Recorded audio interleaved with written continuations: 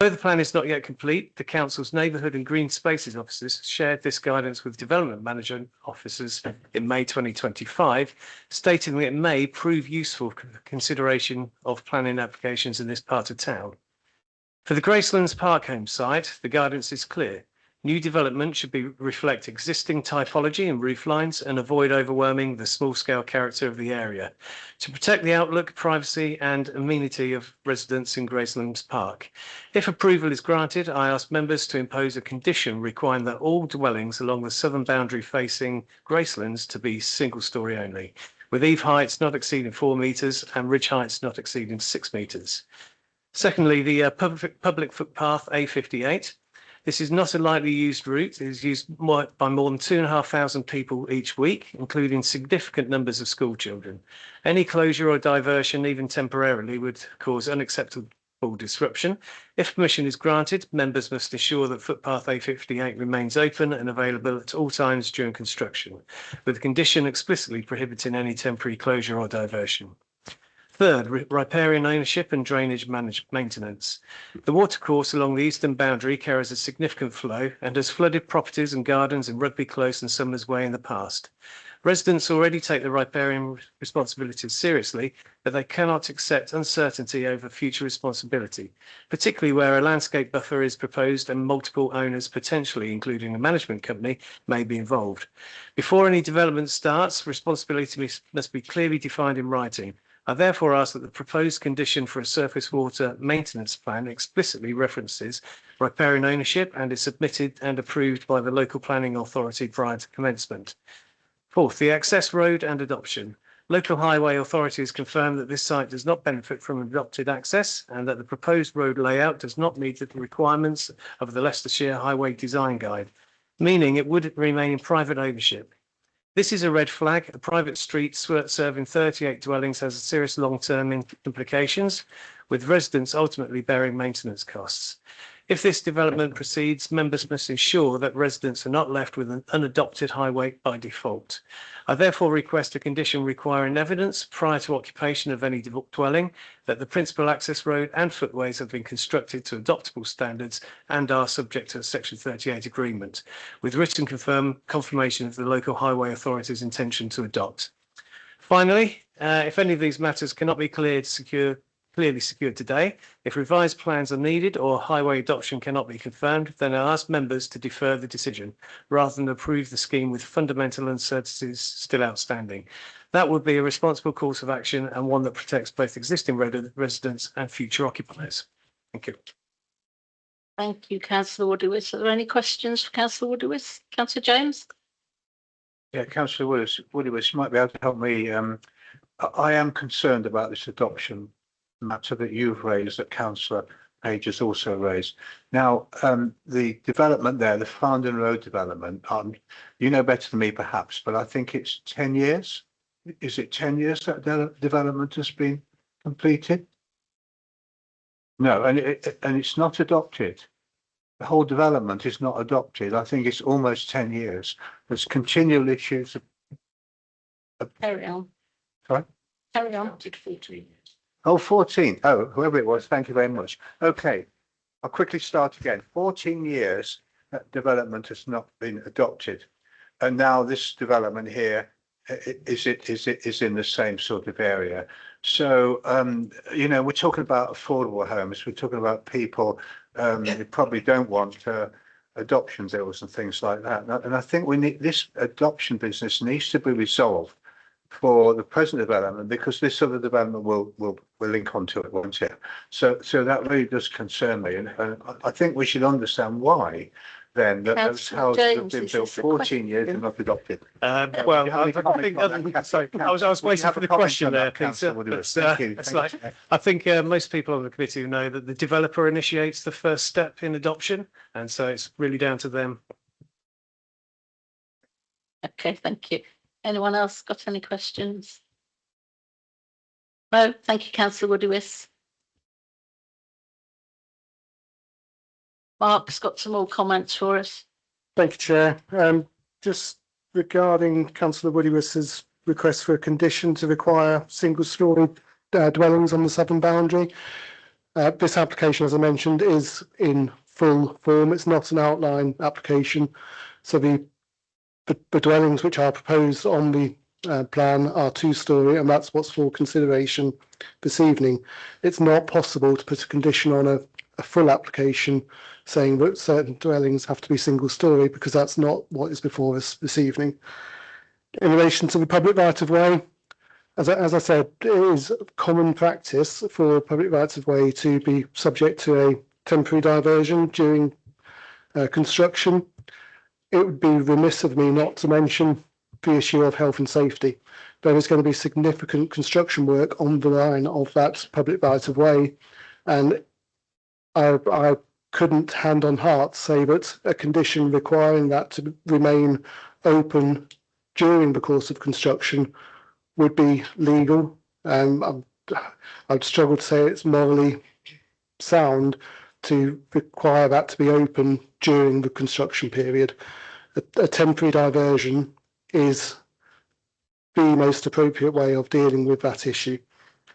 The final one, just in terms of construction, the adoptable nature of roads. Once a highway has been adopted, then maintenance of that highway is for the county council. The main reason why highways on large development sites such as this, which are still ongoing development, aren't subject to early adoption of the highway, is because of potential for continued damage to that highway structure. If the highways are adopted, that damage is then for the county council to fund. It comes out of the public purse. If the highways aren't adopted, then the damage has to be repaired by the developers prior to adoption. So in terms of impact on the public purse, late adoption is actually the preferable route on development such as this. Thank you. Okay, thank you. That concludes our speakers for the evening. So I'll open it up to the committee. Councillor Bannister. On the question of highway adoption, and I note the informative notes at the conclusion of the suggested conditions, and it refers to the advanced payment codes, which the Highway Authority can serve on the developer. I'd just like Mark, if you wouldn't mind, just to expand on that, how that works, how that may ensure proper compliance of road construction. Yeah, if I may first, to you, Chair, I think the adoption, I just caution members really, I understand the frustrations, 14 years been mentioned, but adoption of the highway is a separate process to a planning decision. We can't make a planning decision conditional on a highway adoption because they go through separate legislation, etc. I think what you're referring to, the note there, Councillor Bannister, is probably from highway. I don't know details of adoption, they probably have bonds, etc. But it's dealt with through the highway powers ultimately. So we've just got to be very cautious not to conflate things that we don't have powers to control. Ultimately, in terms of the highway layout, very frustrating, the highway authority are saying it can accommodate it without harm. That's, I don't know if Keith wants to add anything to that. I completely agree. I was just thinking the MPPF paragraph 216 does say that development should only be prevented or refused on highway grounds if there would be an unacceptable impact on highway safety, or the residual cumulative impact on the road network would be severe, which isn't the case here. Thank you. Does that answer your question, Councillor Bannister? Sort of. So it will probably be adopted eventually. No, sorry, you've had your chance. Sorry, Councillor James. Sorry, just picking up on Councillor Bannister's point. The access, we're going to put in 20,000 tonnes of whatever onto this site. And where's the access going to be to do that? Where the vehicle's going to be? Is it Angel Drive? No? Yeah, have the slide on the screen, please, Sarah. It will go through the existing, they have to, the 20 ton vehicles will have to go through the existing Yeah, as you can ancient see, drive. as you can see from the aerial photo on the screen before you, there is no alternative route of access to Yeah, the site. okay. It has to go I thought to understand that. via Angel Drive. So this is going to do substantial damage to the present highway, unadopted. Sounds like a recipe for disaster. I may be wrong, but I mean, so if this highway is badly damaged, where will the responsibility be and the funding lie to put that right? The highway on that point, it's owned and maintained by the original developers of the site. So it's a company called CJC, who are the developers of the overall site. Ultimately, it would be their responsibility. They can't speak for the applicants, but I would anticipate that there are clauses within their agreement with CJC to buy the site regarding that compensation. So they will pick up the bill for that. Are we sure they would pick up the bill for that? Otherwise, the road will never be adopted, will it? No. Please be quiet.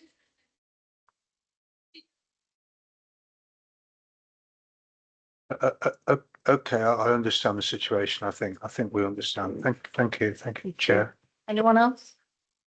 Councillor Mrs Page, and then Councillor. Thank you. Thank you, Chairman. I've got a couple of questions to the officers.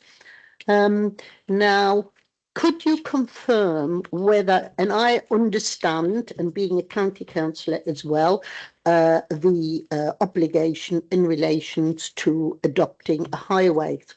So the highways has to be up to a certain standard for some time, and then for highways to take that on. However, if that is not up to standard, it falls onto the residents. Now, is it true that highways, because I see a reference at all times, says that it is not adoptable and suitable? So if it is not adoptable, then it will not be adopted. So that's question one, to confirm that. I've got a couple, Mark, don't worry. So then there is a reference to biodiversity management as a condition. However, nowhere in the report it states where this biodiversity gain is demonstrated, and it didn't in previous reports. So can you refer me to that and explain that? And my next question is on page 173. The condition refer to prior to commencement of development, a construction environmental management plan for the development shall be submitted. Now, is that the same as a construction plan on how to deliver the soil, etc., to the soil? If not, why haven't we a construction management plan? Now, the other thing that concerns me is that the target date of this application was in March. Now, that has been going around for an awful long time. So why has it taken all this time to come before the committee? And my last point, it is, we all know that management fees are quite horrific to some of our residents, and we've had an awful lot of problems with those. So, and I know it's not part of the planning condition, but it is a real serious concern that the residents should be enforced a management fee on affordable housing. Now, what are the chances that the pond and the green area could become part of the biodiversity to be looked after by the actual, developers? If you see what I'm trying to say there. Thank you. Okay, Mark, can you answer some of those? Or all of Yeah, so the first question about the adoptable status. The roads through the wider development have all been constructed to adoptable standards. The concern that the Highways Authority have is that there are elements of this layout, predominantly around car parking, which aren't to adoptable standard. So it would be this section of the site that in its current form wouldn't be to adoptable standard. The wider site has been constructed to that adoptable standard. Question 2, biodiversity net gain management. The reason there's no bespoke condition for that is that there is a statutory condition on all planning applications for biodiversity gain to be achieved. And as part of that condition, there's a requirement to split a biodiversity net gain plan. So there's no need for a separate condition on that element because it is a statutory condition on all planning applications. In terms of the CTEMP, yes, that is a construction. The letters effectively C construction, T traffic, E environment management plan. So it covers a whole range of issues, but it does include the importation of the materials that's required. In terms of the time to get the application to committee, yes, the target date was March. It's not unusual for schemes of this nature to take longer than that, and that has been agreed in conjunction with the applicants. I would be very surprised if the previous application that was discussed for Great Bowden one wasn't a similar target time. It's not unusual for schemes like this to take the time to get to a position where we as officers feel we're in a position to recommend either way on a scheme. To consider an application that isn't fully formed isn't good practice. So that we always work with developers to get to a position where it's fully informed, no matter which way we're going on the application. And finally, in terms of the management fees, again, with schemes such as this, with it being 100% affordable, it is relatively common practice for the social landlord, the registered provider, to effectively use that as their mechanism for the maintenance of the open space. It is a more cost-effective approach, and as we've heard earlier from the speaker, there are or there have been viability challenges with this scheme, and the commuted sum which would be required for the maintenance of the open space would effectively tip the balance on viability on this scheme. May I just come back on a very simple one, please? Yeah. Just explain the parking spaces, because it looks like there are not enough parking spaces, because we, just run me through that, please. Yeah. There are sufficient parking spaces, and that's not the issue from highways. In fact, there are more than sufficient parking spaces. There are allocated visitor spaces as well as part of the layout.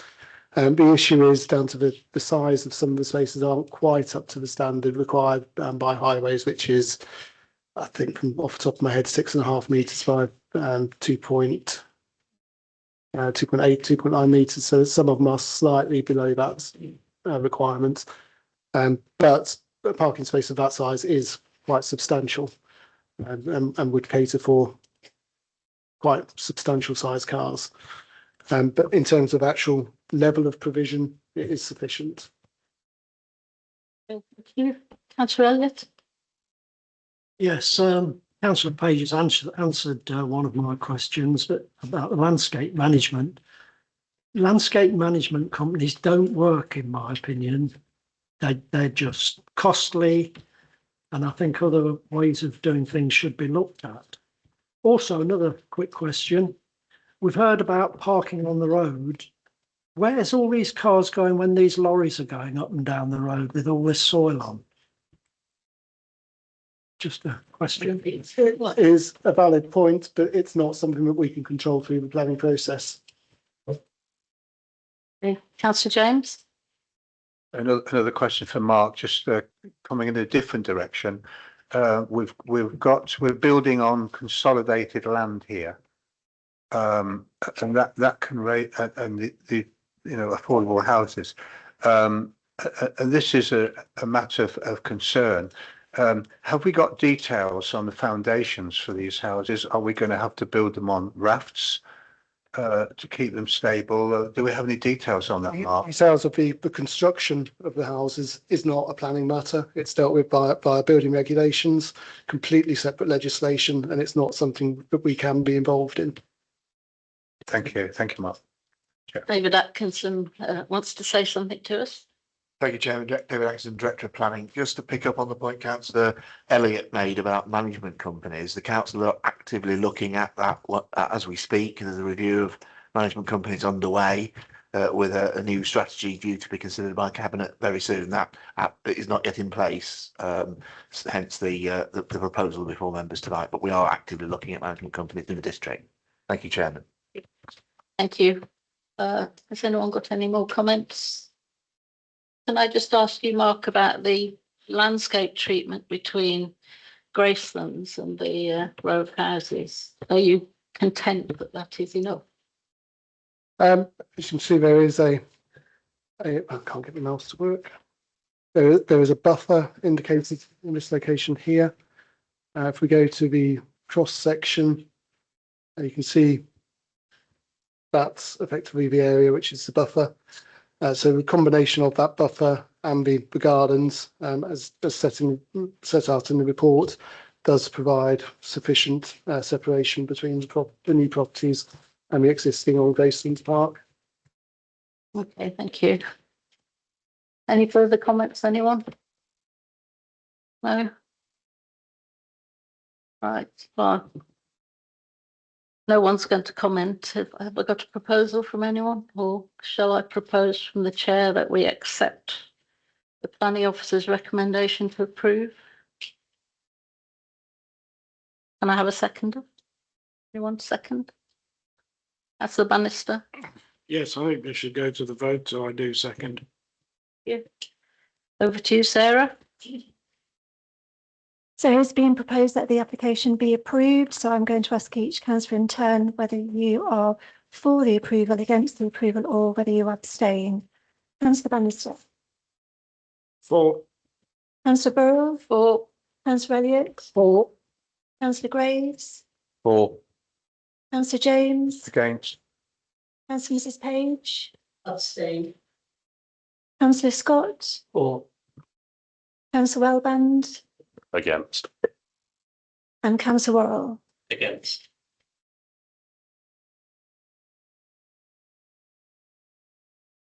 So we have 5 councillors voting for the approval, 3 councillors against the approval, and 1 councillor abstaining. So the motion to approve the application. So the motion to approve the proposal is carried. Okay, thank you very much, Sarah. So our application is approved. Thank you, everybody. We'll just have a little pause again.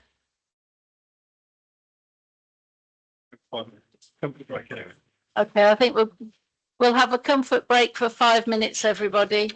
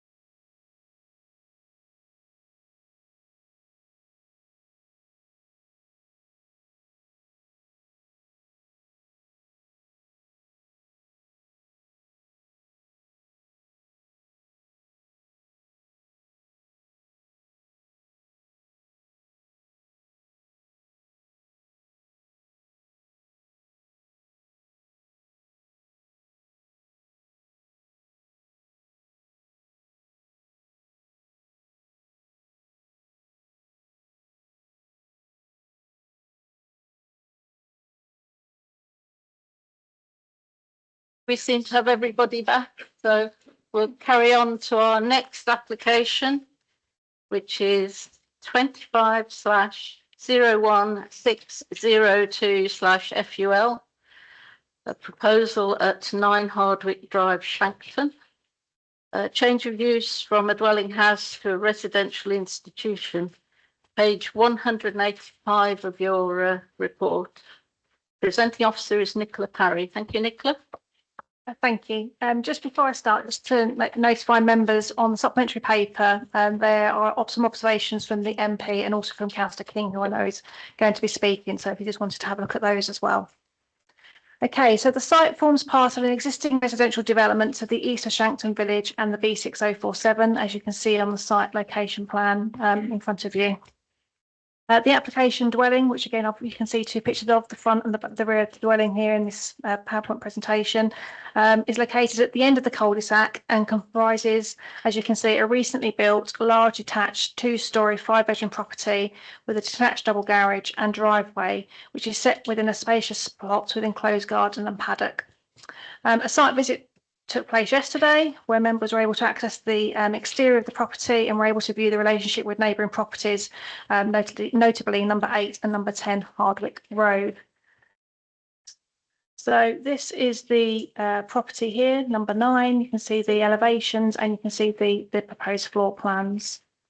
These are some of the photographs, obviously from yesterday's site visits, and again, those members that were there will be aware of these. And these are some photos from the rear of the property.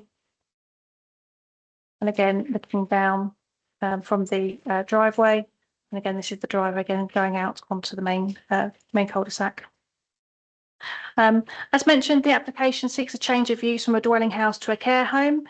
The care home would provide care and accommodation for up to 5 children aged between 6 and 18 years old. The children would be supervised by 3 staff in the daytime and 2 staff at night time. The staff would operate on a shift basis. The home would be registered and regulated by Ofsted.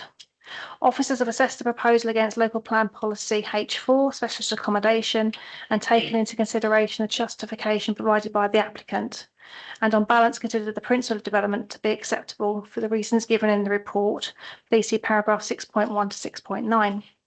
Officers consider the proposal would not result in any material harm to the character and appearance of the area, as the level of activity would remain comparable to a typical family home of this size, and the proposed sprinkler water tank would be an appropriate siting screened fully from public view. Officers have also assessed the impact of the proposal upon the residential amenity, noting the main impact will be on the potential comings and goings from staff changeovers and visitors. The applicant has advised that there would be 2 or 3 staff arrivals and departures a day and 1 to 2 visitors a week. The number of comings and goings proposed is not judged to be significant to warrant refusal on the grounds of increased noise and disturbance. Furthermore, the local highway authority have raised no objections to the application due to limited additional comings and goings. Officers acknowledge and understand the concerns raised by the local community. However, officers could not identify any significant harm as a result of the proposed change of use, and as such, the application is recommended for approval, subject to conditions. Thank you. Thank you, Nicola. We have quite a few speakers on this. Caroline Hunt is our first speaker. If you'd like to come forward, please, on the microphone.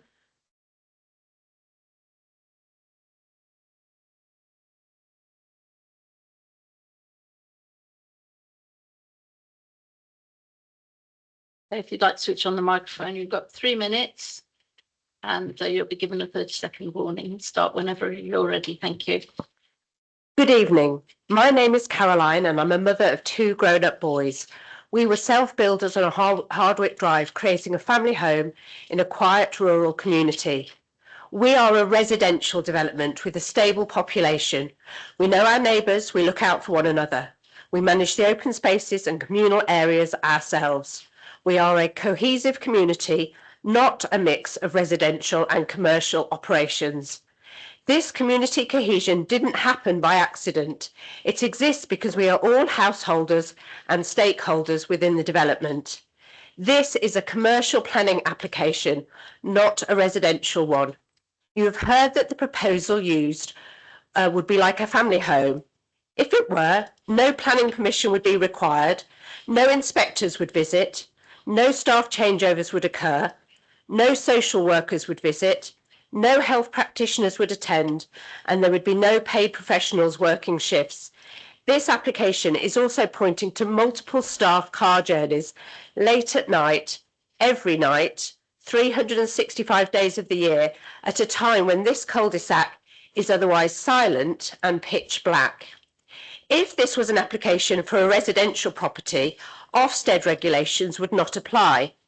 They regulate care standards. They don't deal with the matters before you tonight, which impact us as residents, such as planning suitability, residential amenity, traffic impact, character and sustainability. It is for you to consider the suitability and impacts of the proposal on the existing community, not Ofsted's. There are no shops, no services, no public transport at all, no other specialist accommodation. There are no staff handovers, no commercial activity, no supervision of residents. This road is entirely residential. There are 26 homes on Hardwick Drive, of which 24 households have formally objected to this application. And of the remaining 2, one has a conflict of interest and the other is the subject for this application. Our community is united against it. Hopefully you had the opportunity to visit the site and saw what a distinctive rural character is that we have. And this is a compliment to you because you approved this our site originally. 30 seconds remaining. You recently approved a children's home in Kibworth. In that instance, the application applied with policy. It was in a suitable location with pavements, lighting, bus routes, schools, shops, GPs, all within walking distance. That application complied with policy. This one does not. I know it's a busy week for the planning committee and you've got a lot to look at for this meeting, but considering my points, if you have any doubt about this proposal, please reject it. Thank you very much. Has anyone got any comments or questions about that? Speaker? No, thank you very much. Our next speaker is Paul Sutton.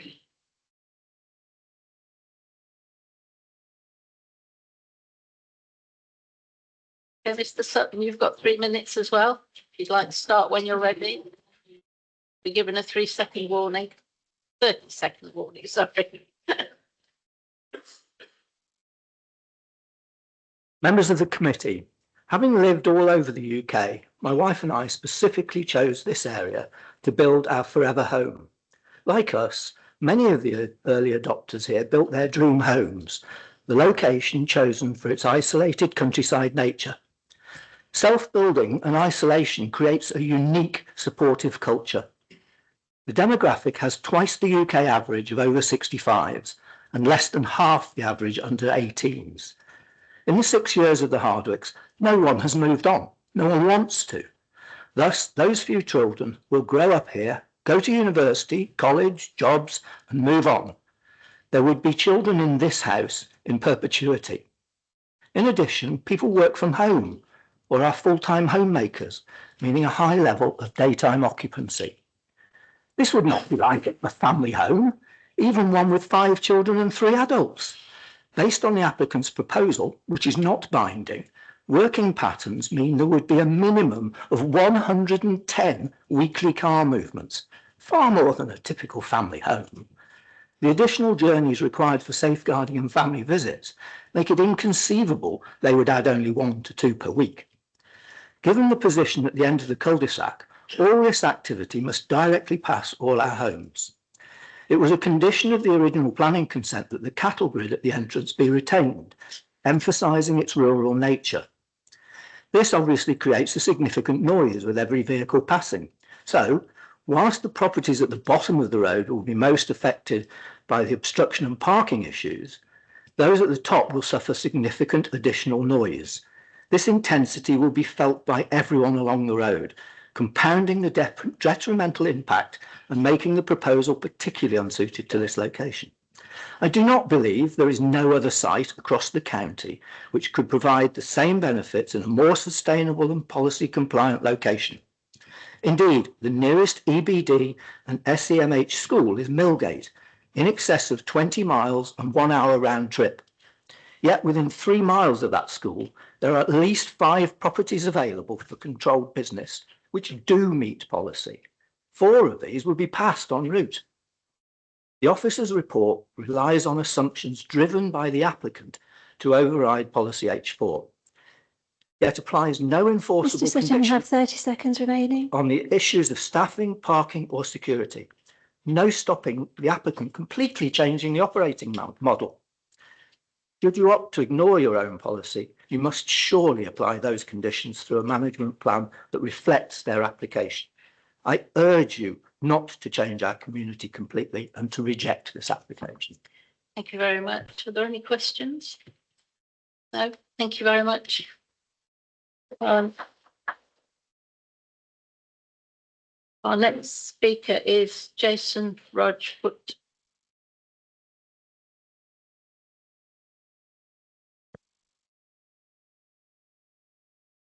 You've got 3 minutes when you're ready. Right. You'll be given a 30-second warning. Okay, if you'd like to switch the microphone on. Thank you.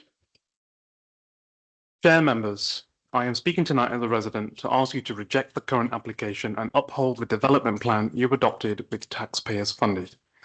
Planning applications must be determined in accordance with the adopted plan unless material considerations clearly outweigh it. So members, according to your adopted plan, your council identifies Shankton under policy SS1 as an other village and rural settlement, the least sustainable location for growth, classified as countryside. Secondly, given our classification as countryside, policy GD3 strictly controls development in the countryside and does not list C2 children's homes as an acceptable use. Lastly, your council requires specialist accommodation to demonstrate convenient access to services per H4, which requires specialist accommodation to be conveniently and sustainably located in relation to local retail services and community facilities. Yet you are being asked to approve a children's home in one of the most unsustainable locations in the district, with no convenient access to services, shops, schools, healthcare and public transport. This is in direct conflict with the development plan. Turning to the issue of need, the officer report ignores the above points due to a county-wide need, but there is no quantified local need for Shankton or Harborough District. In a similar proposal at Eastway Road, Wigston, dismissed on appeal earlier this year, the planning inspector concluded that county-wide evidence did not demonstrate borough-specific needs and therefore carried limited weight in favour of the proposal. The applicant relies on the same evidence in this case. You are therefore being asked to approve a children's home in one of the most unsustainable locations in the entire county to meet a need that has not been quantified for this district, when alternative, more sustainable sites clearly exist. This also raises serious public value concerns. The placements are taxpayer funded, typically at £3,500 per child per week. In this case, it could be over £900,000 per year of public money. Are we really prepared to undermine the £2 million development plan funded to fund a commercially driven proposal in a policy conflicting location where need has not been established? As my neighbours explained, we are a very isolated hamlet. Children placed here would be isolated, unable to walk safely to park, shops or schools. The isolation undermines well-being and conflicts with the fundamental aim of community integration and care provision. As a parent, I cannot support placing vulnerable children in such isolation, and as a resident, I cannot support development that breaches the very policies designed to prevent this. Surely we can do better, better for residents, better for the children, and better for the taxpayer. Members refuse this application due to its unsustainable location and lack of access to services in accordance with policies SS1, GD3 and H4, and uphold the development plan you adopted, funded, and are duty bound to apply. To approve this signifies that the council has no regard for the local plan or sustainable development. It sets a precedent for developing C2 care homes in any rural location in the district. Thank you. Thank you very much. Any comments, questions? No? Okay, thank you very much. Thank you.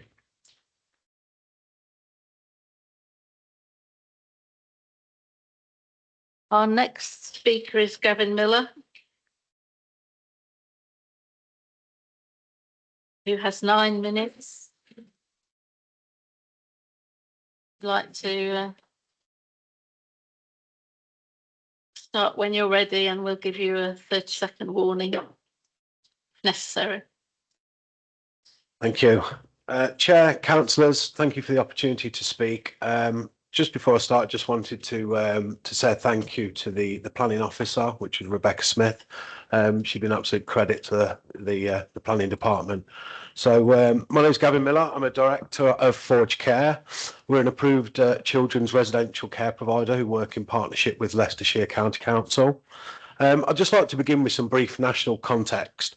The most recent Department for Educational figures show that there are currently over 81,000 children in care in the UK. Of those children, more than 18,000 of them live more than 20 miles away from their home area. And nearly half of all the children in children's homes are placed far from the people and communities that they were raised in. These figures highlight a national crisis in placement sufficiency. And children are being moved long distances, not because it's in their best interest, but because suitable Ofsted regulated homes simply do not exist where they're needed. Unfortunately, this national picture is reflected right here in Leicestershire, as the officer report confirms there are over 700 children currently in care in the county, and the County Council's own sufficiency statement identifies a growing need for additional local residential provision. Many Leicestershire children are still having to be placed out of county because appropriate local homes are unavailable. The proposal before you is a direct response to that need. This application is for a small 5-bed Ofsted regulated children's home, providing a family style environment for young people with emotional and behavioural needs. It's not an institutional facility, it's fully staffed, carefully managed home where children are supervised and supported 24 hours a day. It's designed to offer a normalised lived experience for children in care. The officer report recognises this operational reality very clearly. The report confirms that children in residential care do not access services independently. All travel to school, healthcare activities, and family contact is supervised and transported by staff, just as you would in a normal family environment for children. Daily needs are provided in the home, and for that reason, the report concludes that reduced weight should be given to policy H43A regarding proximity to local amenities, and that refusing the application based off rural location would not be reasonable. That conclusion is important. This form of C2 use operates very differently from adult specialist housing, and the officer's assessment properly reflects that. Highway safety has been fully assessed. The Highways Authority has raised no objection, and the report confirms on-site parking provision is more than adequate, and that the proposal would not have an acceptable impact on highway safety. Environmental health also has raised no concerns regarding noise or residential amenity, and the officer concludes that this level of activity would be comparable to a large family home and would not harm neighbouring residents. Crucially, the report recognises the substantial public benefit of this proposal. It confirms there is clear evidence need for additional children's residential placements in Leicestershire, and that this home would make a meaningful contribution to meeting that need. Rural settings are often deliberately chosen for children with complex needs because they provide calm, low stimulus environments with access to outdoor spaces. The officer has accepted that this location and property are appropriate for that purpose. In summary, the officer's planning assessment has concluded that the principles of the use is acceptable, the location is suitable for a fully staffed C2 use, there is no harm to highway safety or resident amenity, and the proposal delivers clear economic, social and community benefit. For those reasons, I fully support the officer's recommendation for approval and respectfully ask the committee to follow that advice, allowing us to provide a safe, high quality local home for some of Leicestershire's most vulnerable children. Thank you. Thank you very much. Any comments? Councillor Wellband, question? Yes, thank you. Thank you for your presentation. You said there was a lack of local residential provision in the county. That's absolutely true. But why this particular site when it is so far from any meaningful place, near education, near any services really? There's no street lighting. There's no pavements. It is so isolated. I would like to hear from you why you chose this particular site and why you thought this particular site was suitable for this particular facility. Well, as we said, actually, some children are at quite high risk of both children's sexual exploitation and criminal, exploitation. So, what we like to be able to do is to provide options to commissioners when they're looking for placements. Leicester does have a number of children's homes. Some will be in town centre locations, and others, would be more rural. And we actually actively looked for, a quite isolated home. The site, for those of you that did the site visit, it's got 3.5 acres, which we intend to develop in garden spaces. And so yeah, and obviously there are, on site there are amenities as well. And actually, as we've heard from some of the residents, it's a great community, and we think that these children deserve to be able to live in a place like that. So that was one of the driving factors. Yeah, if I could ask a similar question, but maybe in a different way, please. I'm looking at this very extremely rural location, and I, for example, could understand how 5 children who you would effectively deem to, they might arrive age 6 and not leave until the age of 18 when children leave care. In some cases. But the extreme rural nature and poor connectivity of this location indicates to me that there'll be very little attempt or very low confidence that these children will improve, or I don't know, get better, if that's a wrong term, I apologize, but do you know what I'm saying? So I mean, if there were 5 children with severe medical needs or challenges or disabilities, I could understand a location where they wouldn't be even walking down to get a bus. But for certain children who are vulnerable or who have multiple needs, surely there is a hope that they will improve. That, I remember age whatever, below 10, taking myself off somewhere, but I didn't have any severe challenges as a child. So what I'm struggling to understand is if unless there is some really serious evidence presented to officers that indicate there's no hope of improvement, no plan of even walking to the local shops with the children, I'm struggling to see how, and sorry for making this a long question, Joe, I'm struggling to see how this location will be relevant for any children other than children that you've got really very little hope for improving up to the age of 18. And I want to ask you exactly what I've just been saying for the last few minutes. Well, which children, let's not go into any medical details, but surely there is an understanding that there are better properties where age 14, 15, 16, you would hope that maybe 2 of them could be given the responsibility to go out by themselves. Yeah. And what I'm understanding from this is that you're not going to allow that until they're 18 plus. Bye-bye. Yeah, we're a registered provider of children's services. So obviously, a lot of, taking children to school or onto activities or family contact has to be managed by staff. This is totally different. But I think, as you have been on the site visit, have noticed, the Hardwicks is made up of large family homes. There are a number of children that live on that site. That, you look into the gardens and there's trampolines, there's children's play paraphernalia. To say that this is an extreme isolated site is just incorrect. These are family homes. And this is what we're doing. We're providing loving, stable family homes, but for children that are essentially looked after by the state. Okay, thank you. Any more? We've got to take a vote because it's nearing 9:30. So I'd like to take a vote first to whether we carry on or not. So can I have a proposer and a seconder? Do we want to carry on to complete tonight? Because we've only got one more. Yeah. So can we vote to carry on to complete the agenda? Okay, right. All in favour? Okay, there we go, Sarah. Carry on. Councillor Scott. Sorry, Ms Miller, can I ask, we've heard that it's for children up to 5 children. Is a typical number usually 3 children? It would be. Normally occupancy in the children's home tends to be around 80%. So you would think 3 to 4 children would be a typical number. And in your experience, children thrive in fresh air and an open environment. And I noticed when I visited, it had a huge paddock area. It does. And Yeah. that would benefit children. It certainly would. And, you know, some of the neighbours, I think they've got paddocks and horses and animals of their own. So, yeah, that's something that we think, you know, the site lends itself really well to. To there were play areas. Councillor Elliott?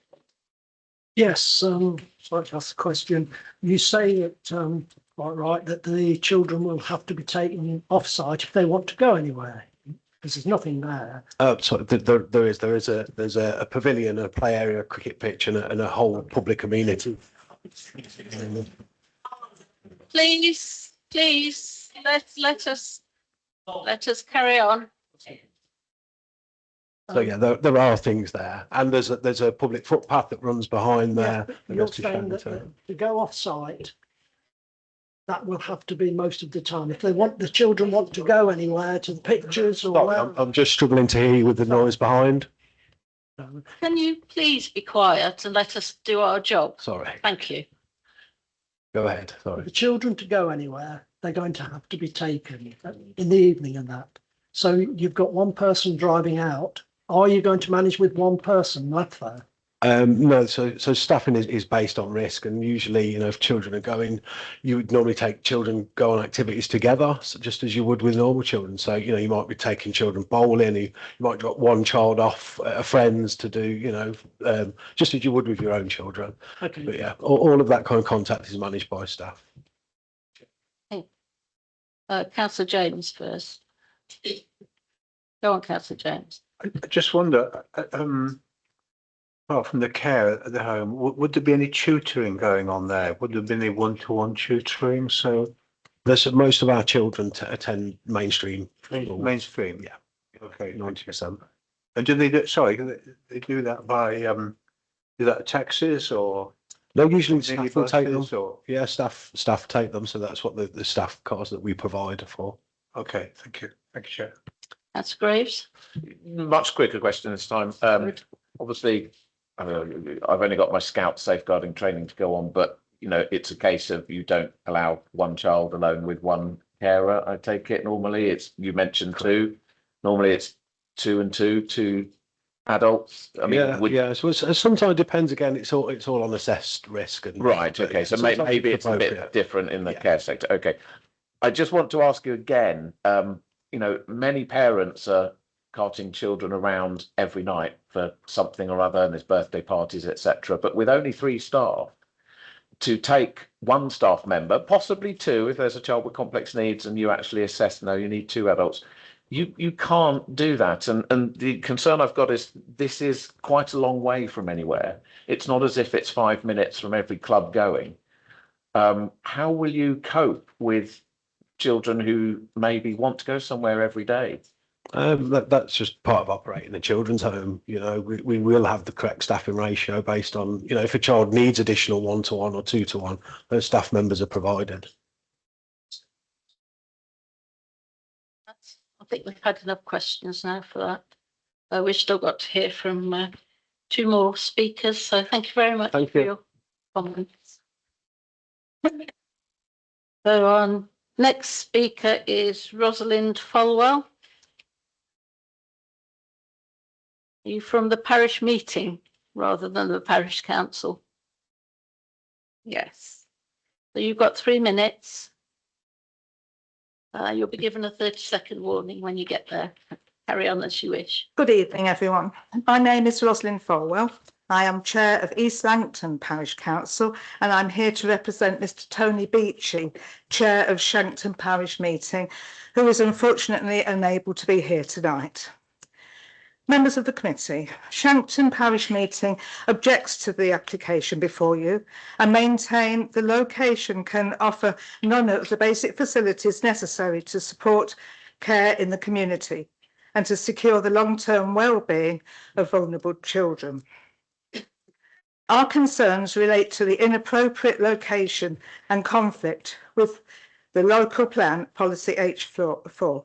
Policies are in place to direct development to sustainable locations, enabling staff, residents and visitors a choice of travel options, shortening journeys to and from schools and being close to medical facilities and amenities. The Hardwicks is entirely powered by electricity. However, the power supply is intermittent. This can be put down as an inconvenience in a family unit, but far more serious in the context of this proposal. Department for Education figures for November 2025 show that 11% of all children in care in England absconded last year. Yet, the planning application proposes no measures to protect them, other than fencing the air source heat pump. In an urban environment, that might be deemed more acceptable, but not in this rural setting, with no street lighting, where dark skies are there to protect our ecosystem and nature. Access to outdoor spaces on this site has been mentioned. No provisions are proposed to stop children from accessing the neighbouring grain store, sewage treatment plant, substation, ponds, or heaven forbid, getting on the main B6047 road. The road is busy, fast, and regrettably dangerous, as evidenced by recent fatalities. But Chair, the fact of the matter is that whenever a child, shift carer, health professional comes to leave the site, they will do so via a vehicle. This planning application was, however, conceived in a boardroom. It does not present the best option of housing vulnerable children, nor provide value to Mrs. Falwell, 30 seconds left. Conversely, in approving this application, you will not only set a precedent for repeated and unwarranted initiatives across the rural district, but place further strain on our services. Please refuse this application and direct such facilities in sustainable, appropriate locations. Thank you for your time. Thank you very much. Are there any questions? Councillor Scott? Can I ask, you're reading this on behalf of a parish meeting, are you? The parish chair, the chair of the parish meeting. You're a parish councillor. You're reading. Did I hear? Sorry, I'm sorry. Did I hear? I am the chair of East Langton Parish Council. I've been asked to represent the chair of Shankton Parish Meeting. No, you're unable to answer any questions really directly. It will be. I only have what I've been given to read, I'm afraid. Thank you very much. Thank you. Okay, thank you. Our next and final speaker is Councillor Phil King, who is speaking as ward member. So you've got 5 minutes. Yeah, thanks, Carry Chair. on if you wish. Yeah, thank you, Chair. So first of all, I want to start by, as the local county councillor and also as one of the district ward councillors, by being absolutely clear. I recognise and support the need for more localised children's residential provision. That's not in dispute tonight. The issue before members is whether this site in this location is appropriate and suitable for that use. And in my view, and the views of the people who live there, it isn't. Now, we actually heard from Mr. Miller, and in the report, very interesting, he said, want children to have a normalised experience. Now, this isn't what I was going to say, but I'm just going to concentrate on this, because in the report it says, yes, but children who live in C2 provision, they don't have the normalised experience. But we've heard from the applicant that's what children are going to have. How are they going to do that? The nearest shop is 4 miles away, and you have to go there by car. It's not possible to walk. It's not safe. Okay, just is not safe. The nearest bus stop, that's a long way away. The nearest school, that's miles away. And we've heard that children are going to be taken there. So there could be 5 children. We have to accept that the applicant is the applicant. They may operate with 3 or 4 children, but if you give permission for 5, they could sell it on to another operator. It could have 5. You'd have consent. It wouldn't be limited. Now we're talking about, we've got a policy H4. Does policy H4 support this isolated type of development? It does not. Now, if you agree to this proposal tonight to give consent, that means that any isolated house, any isolated hamlet in your ward, anywhere in our district, is then fair game for the applicants like Mr. Miller to come along and say, well, we can put children in there. Now, what do we want? Do we want children to be part of our community, or do we want children to be hidden away in institutions? And let's make no bones around it. This is an institution. Why does it require a sprinkler water system if it's not an institution? That's a requirement. So I'm not persuaded that this is comparable to a large family dwelling. And the applicant talked about there's play equipment and there's play spaces. Well, they are belonging to the residents. They don't belong to the applicant. The applicant hasn't got the right of use of those unless they pay for it, which they would have to negotiate with the existing residents. This is a dark sky space. There is no street lighting. There is no visible light unless you actually create some when you're there. If this property is going to be lit up like a Christmas tree with security lighting, which I assume it is, because otherwise how does the applicant know where the children are if they go outside? Then that's going to have a detrimental effect on the living quality and the experience that current residents have there. Now, when this site was originally approved for housing following the closure of the Care Shankton facility, it was recognised as being marginal and unsustainable. Social housing providers rejected it as being too isolated, and the council received a very large commuted sum to provide affordable housing elsewhere.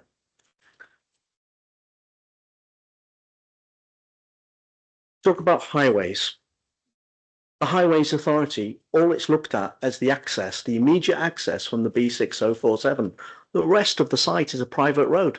It belongs to the residents. Highways don't assess that. They don't assess private roads. So no assessment has been made. In the supplementary paper, it says that reduced access to services matter less because residents will not travel independently. But then we heard from the applicant in his response to questions, well, actually, they might go off to other places. They might go to see their friends. They might, okay, maybe not independently, but I can't, again, if you've got up to 5 children and only 3 staff, I'm not really sure how that works. So anyway, fundamentally, as I said, this isn't a judgment about children's homes in principles. I accept, as a county councillor, that we need more. But this policy, this proposal is not compliant with our own policy H4. And with that, council colleagues, I have to say, you should reject this application. There are solid grounds for refusal. If you don't, it will set a precedent, and that precedent means any isolated farmhouse, isolated country house, anywhere you like in our district will be fair game. And as the residents mentioned, there was an application in Wigston, middle of Wigston, and it was rejected on appeal by the inspectors, the planning inspectorate, because they said there was no local need. You could just not rely on some brochure from the county council saying you need more. Your time is up now. Thank you very much. I'm happy to answer any questions. Thank you. Are there any questions for Councillor King? Just he's happy to answer. No, thank you, Councillor King. Have the officers got any comments on any of these? No, thank you. No. Okay, so it's open to the committee. Councillor Mrs. Page. Yes, thank you, Chairman. Somebody has got to start it off, and I've heard all the arguments for and against, and I evaluated them with a very open mind. And whilst I appreciate the need for care provisions and the justification of fresh air and, you know, whatever else, and how wonderful it is, and one not wanting to be a NIMBY, we have to look at it in terms of in planning terms. Because in my opinion, it really doesn't matter whether they're 3 staff or, you know, whatever. It's planning terms. I'm not a social worker. I haven't got a judgment on what can be or cannot be done. What I do know, very much so, is that in some cases, some children might like a rural isolated position, but in most cases we have to look at good mental health provisions, and isolation in many cases brings mental health conditions or fosters antisocial behaviour. And like I said, I don't want to be a NIMBY.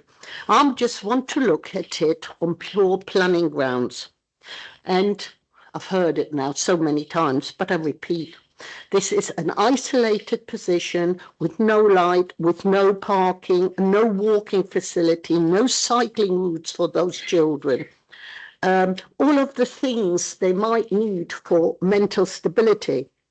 Now, in my opinion, if I look at it just on planning terms, to me, if I remember, I haven't got the local plan, but if I remember rightly, it does conflict with policy IN2, which is to demonstrate a sustainable transport mode. Well, this application does not have any sustainable transport modes where these children can go and access services for healthcare, education, for transport, social and commercially, or even for recreation. And how frustrating would that be for an 18-year-old? So, in my opinion, on poor planning terms, this application conflicts with policy IN2. It also, as we've heard several times, it conflicts with H4, and there are lots of little subsections, if I remember rightly. But on mainly, it states that it should be conveniently situated in a situation to local retail and community services and whatever else. Well, it is not. And therefore, I'm afraid I have to propose that we look at a refusal of this application. But so I propose that. Thank you. Thank you, Councillor Stage, seconded by Councillor Wellband. Councillor Graves, you wanted to say something? Yes, thank you. Just to expand on some of the questions I was asking the applicant before, I completely agree with Councillor Page. Policy H4 was drafted that way and examined by previous councillors who passed the policy for a reason. And the reason why I went into some detail with my questions was to try and work out why this policy is proposed to be disregarded, really, in terms of the location. I am highly concerned about the movement away from policy. If there were other pieces of information that the officers were maybe able to put in front of the committee that would convince us that the policy should be disapplied, then really that information should be provided to us. I can't see it, I'm afraid, anywhere in this report. It only relates, the only information I've got is that the officers say that information has been provided to them about the justification for the more rural location, but that I don't believe has been is coming out from these papers to me, and maybe by the sounds of it to other committee members. Now, I do appreciate the officers are making the point that there are many residences on this road and the prospect of many families, but those families all speak to each other. Children go into each other's homes. People give each other's lifts. They will have to, because it's a very rural location, to go to all sorts of clubs and societies. But I just can't get a picture of seeing this happening from this particular home in this location. So I just want to support the proposer and seconder so far that I can't see the case being made for such a significant departure from policy H4. It's not making sense to me. I think there is maybe a positive comment I could make for the future, which is that if there is the prospect of adjusting policy in the future for very rurally remote buildings or homes in this manner, I think some extra work would need to be done at a policy level to enable this to go ahead. But we have a policy for a reason, and I can't see the reason to divert from it. Thank you. Thank you, Councillor Graves. Councillor James? I think it was just clarification, really, from the officers. I think our first speaker referred to the fact, and it's a residential development with a commercial business now mixed in with that residential development. Is this, and my question is this a commercial business activity here? And does that in some way conflict with the present residential development? That's my question, Chair. I think whether it's commercial or not, with respect, it's a children's home, whether that's run for profit or otherwise isn't relevant to the planning decision. It's whether that use is appropriate in the locations. Thank you, Chair. Thank you, Adrian. Thank you. Councillor Scott? It's an observation.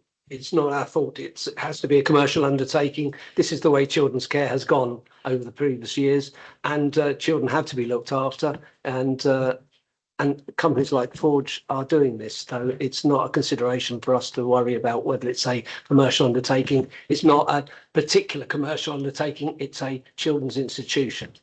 Thank you. Thank you. Okay, Councillor Bannister? Oh, thank you, Chairman. And you will recall yesterday morning, I was a little late arriving at the property for the site visit. And the reason for that is that I parked at the top of Hardwick Road, and I walked all the way down so that I could experience the full development. And what I noticed was very large family homes, evidence of children being about and so on. And I thought to myself, what is the difference if this particular property had been sold to a family that came with 3 or 4 children of their own? What would be the material differences to the rest of the development? One of the objections in relation to the application concerns the amount of traffic movement.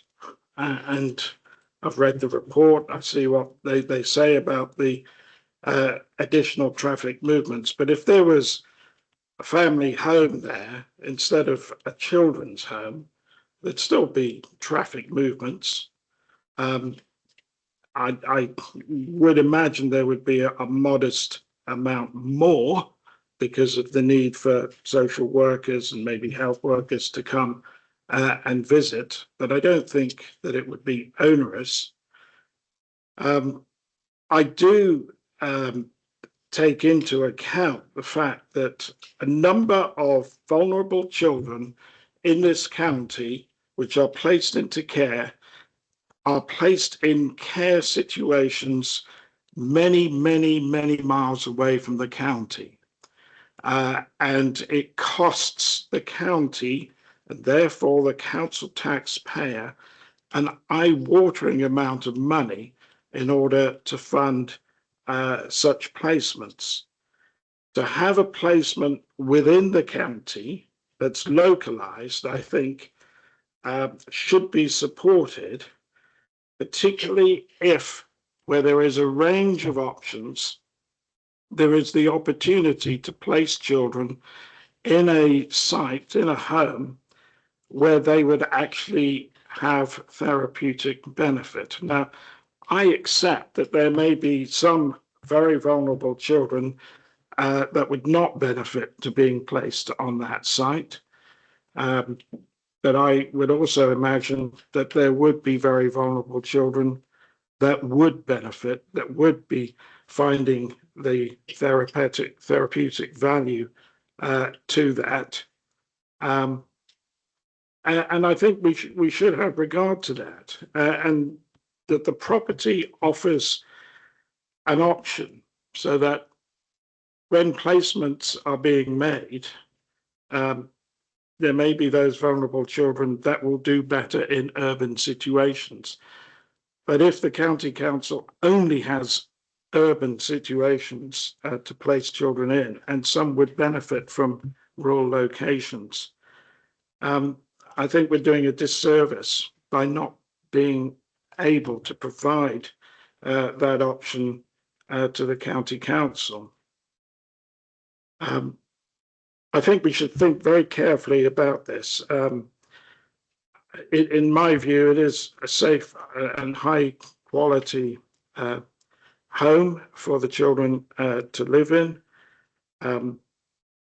Everybody else on that development will clearly have to use their cars to make their movement. So I'm not wholly persuaded that because it's not sustainable in terms of public transport and locality to the amenities and so on. What goes for this particular property goes for them all. But I really do think we should bear in mind that localized care for vulnerable children should be at the forefront of our minds, and there will be some that will benefit from this. And I don't think we should take away that particular option. In fact, we should give that careful consideration while we decide which way we're going to vote on this application. Thank you, Chair. Thank you, Councillor Bannister. David Atkinson would like a word with it. No, I won't keep the committee chairman, David Atkinson, Director of Planning. I was just going to put on the table for the committee that there have been various mentions tonight about precedent. Well, I can assure the committee that there is no precedent in planning. So each case is dealt with on its individual merits. So if whichever way the committee went with this application, it wouldn't create precedent elsewhere in the district. Each application is dealt individually. Thank you, Chairman. Thank you, David. Anyone else? Sorry, did we hear where it splits? Did we hear the information where it conflicts with H4, or did I miss that? I thought we asked a question on that.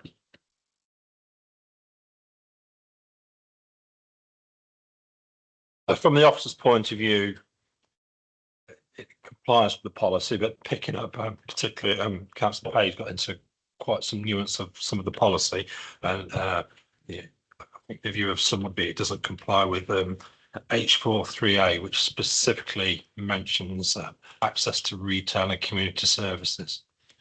So Councillor Page picked up on that detail. Ultimately, it's a matter for the committee. Thank you. Well, Councillor Scott. Is access defined clearly? So the policy, if you like, and the point being here that this, as Councillor Page says, ultimately the decision needs to go down to planning policy. And H4, and Councillor Page, I don't know if she's reading it out, but she must have read it previously. So the policy says, and officers think it complies with the policy, but there's a judgment, and the proposal says any proposal of specialist accommodation should demonstrate that it is conveniently situated in relation to local retail and community services. I swear that Councillor Page actually said those particular words. So that, if you like, that is a particular definite policy test. Thank you. So if there's no more comments, we'll move to the vote. I have a proposer and a seconder to refuse this application. Adrian needs to give us some reasons first. So if that was a motion that I picked up, as you heard, I picked up particularly perhaps Kate Graves and Councillor Page, but there's some wordings around those particular policies, IN2 and H4, and then I've got into the nuance of the detail as Councillor Page says, because that's what we're required to do, if you like. So what I made a note of here, the use is not suitably located, being isolated and reliant on access by motor vehicle with no measures to encourage other modes of transport, including foot and cycle. That comes to mind too. It is not conveniently situated in relation to local retail and community services. That comes from H4. Proposal is therefore contrary to Harbour local plan policies IN2 and H43A. So that's the links to those particular words. Okay, thank you. So that is the reason for the reasons for refusal. So if we can hand over to Sarah. So the proposal has been made to refuse the application. So I'm going to ask each councillor whether they're for the refusal, against the refusal, or whether you abstain. Councillor Bannister? Against. Councillor Burrell? For. Councillor Elliott? For the refusal. Councillor Graves? For. Councillor James? Against. Councillor Mrs Page? For the refusal. Councillor Scott? Against. Councillor Wellband? For. And Councillor Worrell? Against refusal.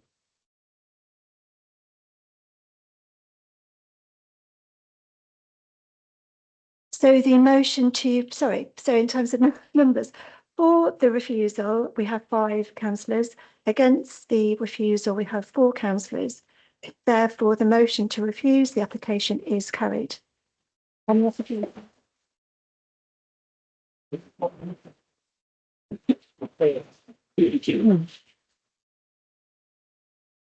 Thank you, everybody. So that application is refused. We'll just pause while our visitors leave the room.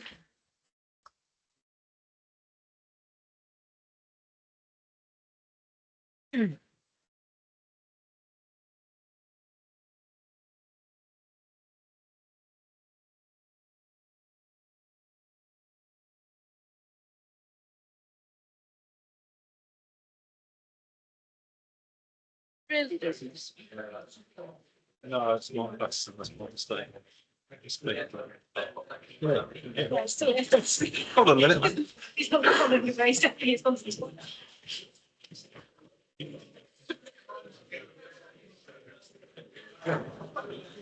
Could we clear the gallery, please? Thank you. We still have one application to do.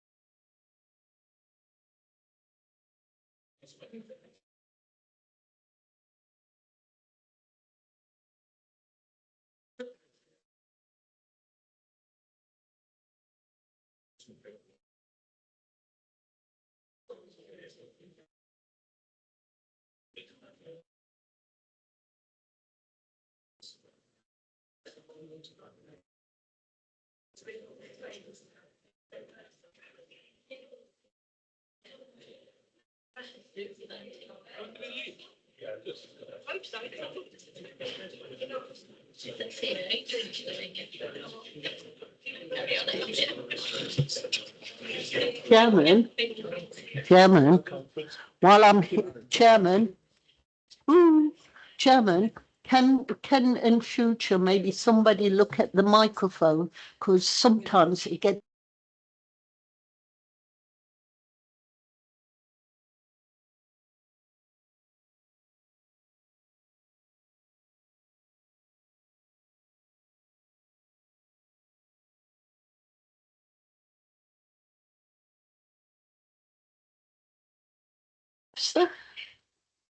The final application tonight is in Houghton on the Hill, 25/00599/OUT. Outline application for the erection of 90 dwellings on land north of Uppingham Road. Page 200 of your pack. So Mark Patterson is presenting. Carry on, Mark. Thank you, Chairman. If we run through the slides quickly. This is an application for the erection of 90 dwellings. The application is in outline form. So the application site is located to the north of the A47 on the western side of Houghton on the Hill. The site is identified within the emerging local plan as a potential housing allocation for 90 dwellings. However, as mentioned previously, because of the status of the plan, that has relatively limited weight. More pertinently, the site is also identified within the emerging neighbourhood plan as a reserve site for housing development for up to 90 dwellings. There are a set of criteria for how that can come forward, which is set out in the report. The reason I said that the neighbourhood plan element is more pertinent than the local plan is the stage at which the neighbourhood plan, the neighbourhood plan is. That neighbourhood plan has been through examination, and the recommendations by the inspector have been agreed by the neighbourhood plan group and the council as the process dictates. And the referendum for the neighbourhood plan is due to be held at the end of the month. So although it's still an emerging neighbourhood plan, it does have more substantial weight to be attributed to it. If we go through the slides quickly, going to the aerial photos, so you can see the application site here to the north of the A47, just for context for members, at the last meeting of the planning committee in December, the application which members considered is in this location here. Let's quickly go through the proposals. So this is the proposed indicative master plan for the site. You can see there's existing access in this location here. That isn't proposed to be used as part of the proposed access to the site. Access would be at the western end of the site in this location. The existing access would be retained as part of the public right of way and pedestrian access through the site. And you can see this is the existing access here. Proposed access is approximately in this location here. This is a view from the north of the site looking south, and you can see the application site in this location here. You can see the recent Davidson's development beyond it. This is a view from the public right of way through the site looking towards the east, and that's Davidson's development on the edge of the existing settlement. This is a view from the existing access looking north across the site along the public right of way. A couple of plans of the proposed access points. So you see it have a right turn lane on the A47, giving that access into the site. Footpath along the extent of the highway at that point there from the access point. But like I say, the public right of way through the site would be retained. It would likely be the preferred route for pedestrians. There is quite significant amount of information on the supplementary information list, particularly pertinent to discussions that we actually had on an earlier application in terms of drainage provision. You'll see from the reports that see from the supplementary information list that the LLFA have not agreed with the current situation in terms of the proposals which have been put forward as part of the application. However, they go on to say, and this is in the main report, that drainage, because the application is an outline application and there is later provision for details to be considered as part of the reserve matters application, then they're content that it can be dealt with at that stage. And you'll see in the supplementary information list, there's a recommendation to slightly amend paragraph 6.7.6 and 6.7.7 of the officer report to amend that, to reflect that. There are speakers on the application, Chair, so I'll hand back to you. Thank you, Mark. The first speaker is Alistair Thorne. If you'd like to come forward. You have 3 minutes. And you'll be given a 30-second warning when you're near the end. If you'd like to switch the microphone on and start whenever you're ready. Thank you. Good evening, members. My name's Alistair Avila Thorne, and I'm an Associate Director at Marans. I'm very pleased to speak on behalf of the applicant in support of the application for you tonight. Naturally, we agree with and welcome the recommendation for approval from the officers who have worked hard with us to create a highly sustainable development that will deliver a number of significant benefits. We have also worked closely with the Neighbourhood Plan Group, and the application before you has been developed to meet the emerging Houghton on the Hill neighbourhood plan policies. As you know, the site is an emerging housing allocation in your new local plan, and again, we've worked with officers throughout. I'll not repeat the contents of the report or the officer's presentation, but note that without a 5-year housing land supply, an emerging allocation in both plans, the site is needed now to deliver its much needed market and affordable housing in accordance with a well-advanced vision for Houghton on the Hill. As you know, the development has been focused on the eastern part of the site, adjoining the existing built form of the village, in line with the aspirations of the Neighbourhood Plan Group, and significant green infrastructure and public open space is provided on the western part of the site and throughout. This will benefit integration into the wider landscape and soften the relatively hard edge of John Glover's Drive that currently exists. The proposals involve a single point of access to Uppingham Road and a number of pedestrian improvements, including the creation of a new footway on the northern side of the A47. Both the access proposals and wider traffic implications have been considered and deemed acceptable to the local highways authority. As you've just heard, subject to some further information to be provided at the reserve matter stage, and the details required by condition, the lead local flood authority are satisfied as per the advice of officers. As such, there are no technical objections from any statutory consultees subject to the Section 106 contributions and conditions to the application. The proposal will deliver a number of significant benefits, including the provision of up to 40% affordable housing, the creation of new green space and play provision, economic benefits as a result of construction and increased local spend by residents, and a biodiversity net gain significantly above the required 10%. We agree with your officers that the site is sustainable and acceptable as a location for growth, it delivering an emerging housing allocation and a number of significant benefits.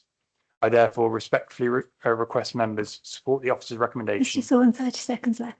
and approve the application subject to the signing of a Section 106 agreement and conditions. Thank you. Okay, thank you, Mr. Thorne. Are there any questions? No, thank you very much.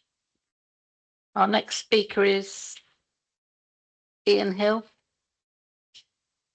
from the Parish Council, Chairman of the Parish Council. You've got 3 minutes, Mr. Hill. Carry on when you're ready. Thank you, Madam Chairman, members. I'm sorry if this is a bit repetitive, but obviously we didn't know what other people were going to say. My name's Ian Hill. I'm chair of the Houghton on the Hill Parish Council. I'm speaking on their behalf. Over recent years, Houghton PC has been reviewing its Made Neighbourhood Plan dated April 2018. The revised plan has now passed examination and is subject to a referendum on the 26th of February in 2 weeks' time. The revised plan is also accepted by HDC and compliant with their emerging local plan. HDC provided indicative figures of minimum required housing for the revised NDP over its lifetime. These figures increased with several revisions of the NPPF and other government rules and guidelines from an initial 55 to about 100. To satisfy this requirement and allow for further escalation of numbers, the revised NDP allocated 2 housing development sites, each with capacity for up to 90 dwellings. One of these sites has already received planning approval at your meeting in December. This application is for the second allocated site labelled as a reserve site. The proposers of this site, Clarendon, have had a series of discussion meetings with PC representatives which were amicable and productive, leading to agreement on a number of criteria for the development of the site. These include a schematic layout, defining green spaces and housing development area, an earliest development date, a limit on provision of housing with 4 or more bedrooms, and other criteria listed in the referendum copy of the NDP and listed by your officers as well. The developers agree with these criteria and have expressed a willingness to have these points included in conditions for any granted planning approval. In the event that the revised NDP is made by the time of a reserved matters planning application, that application will also be subject to the detailed development policies within the new NDP and its associated village design guide and codes. Thank you. Very much, Mr. Hill. Anybody got any questions? Oh, Councillor James. Councillor James, there's a question.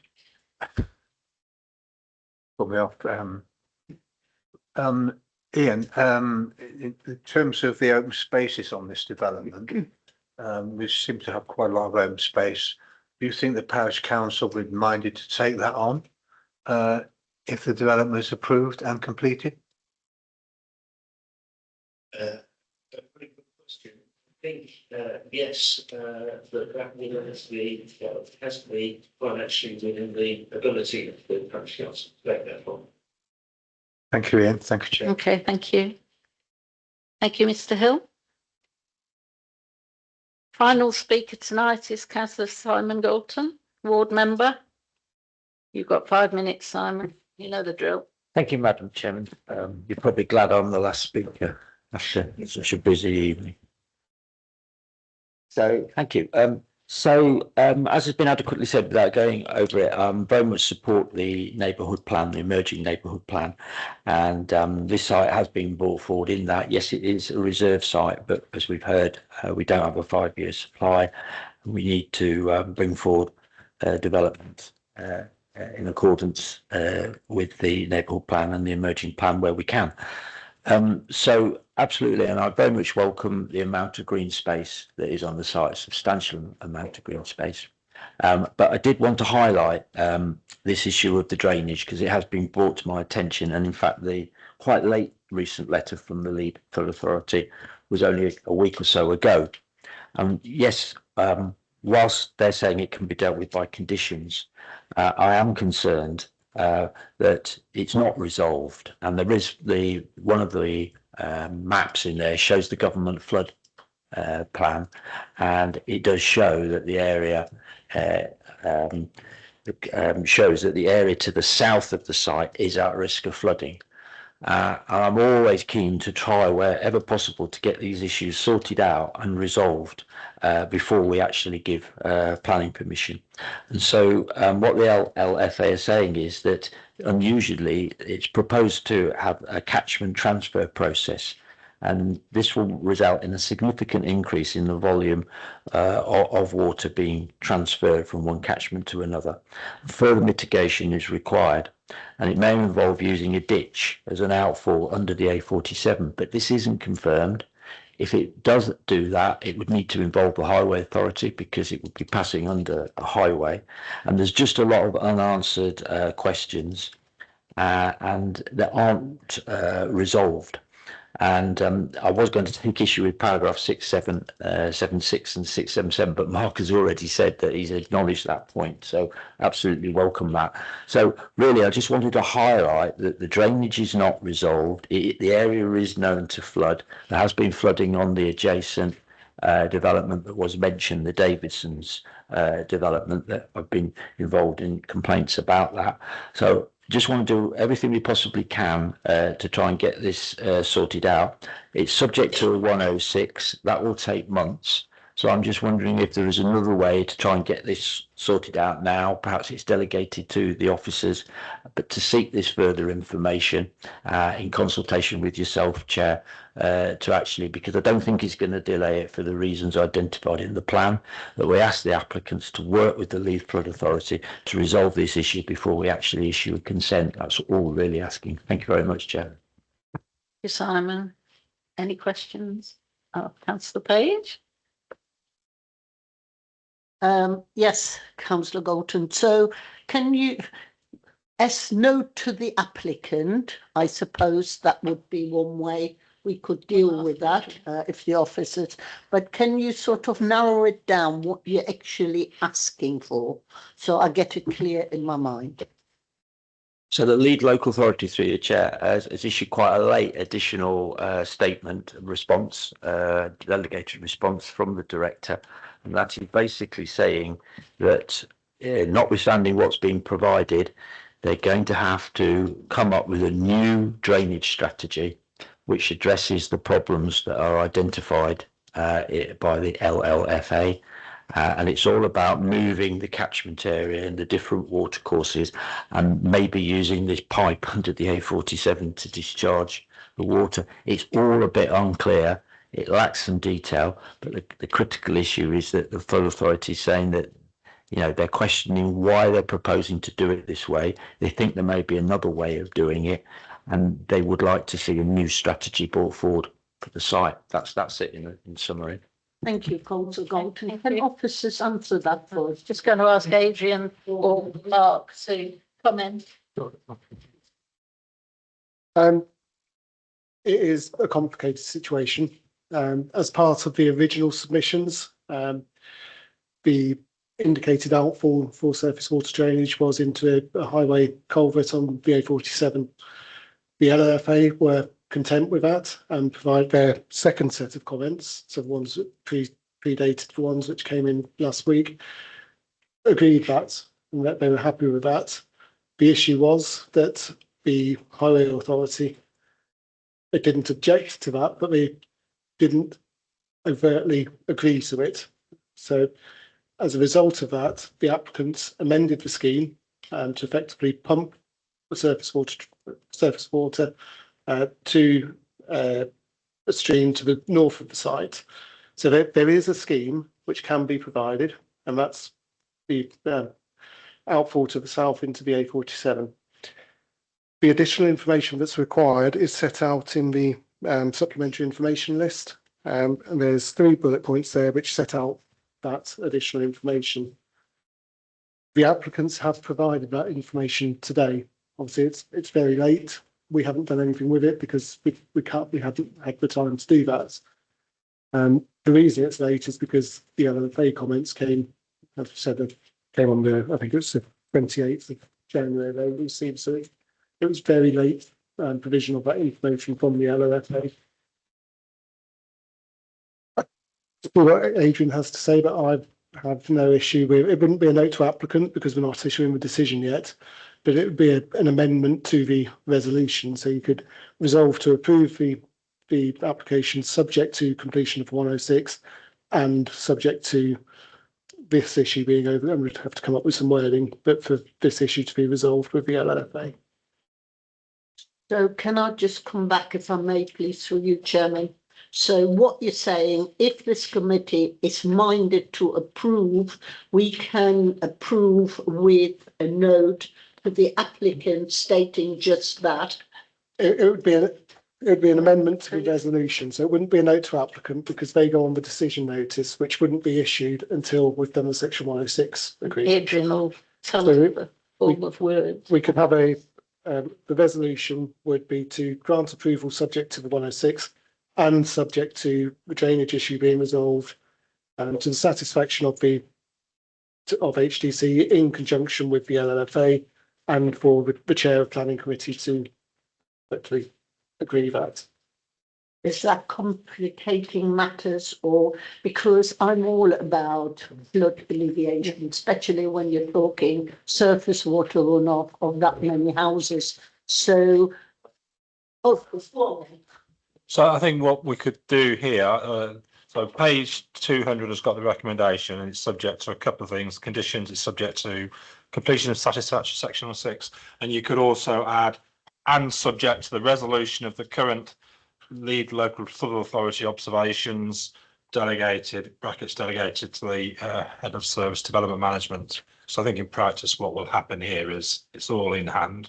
And clearly that will liaise with Councillor Galton as it comes forward. So that if you add that to the resolution, that covers it, I think. Okay then. I'd welcome that, Chairman, and thank the officers and yourself and the committee for finding a way through it, which just gives that bit more certainty. Okay, you may leave the table. Thank you. Right, Councillor Elliott. Right, I think this is a very good application. And, I'm happy to push this forward, providing we can be sure that the drainage is. Okay, so you're recommending approval. Can I have a seconder? Councillor Bannister, any further comments? With the amendment? Yes. Yeah. Yes, Councillor with the Scott? amendment as we just discussed, I'm happy Okay. to second the Right. proposal. Councillor Scott. I'm concerned that the amendment should be correct worded to adequately cover the eventuality of there being more than one way of getting surface water away from a property. Well, it has to be to the satisfaction of the lead local flood authority, so I think that covers everything. Sometimes it's the cheapest version. That's what I'm saying. So I'd like it to be looked at, the wording to say that it's considered from a technical point of view, but it won't cause further flooding in any other place. I think that the wording will address, I mean, the risk with this is it might never get resolved and then we come back to the planning committee. But you know, the agent's obviously working on it. They might be a bit nervous with it, but ultimately I think we're fairly confident. If it doesn't get bottomed out, we'll end back up here in a couple of months, but I don't think that's very likely. Okay, right. One more comment, I think. Councillor James. Sorry about this. Quick one. Sorry about this. We're pumping the surface water, to the north, I think it says in here. So this would be the responsibility of setting the equipment up and the pumping houses and the maintenance of the water authority. Yes, is that correct? I don't know who the water authority is there. Is it Anglian still? Severn Trent. Severn Trent, is it? Yeah, so the scheme that would be submitted would include a pumping station, which provides for that facility to pump it to the north. The infrastructure would need to be put in by the developer, but effectively it then be maintained by the water company.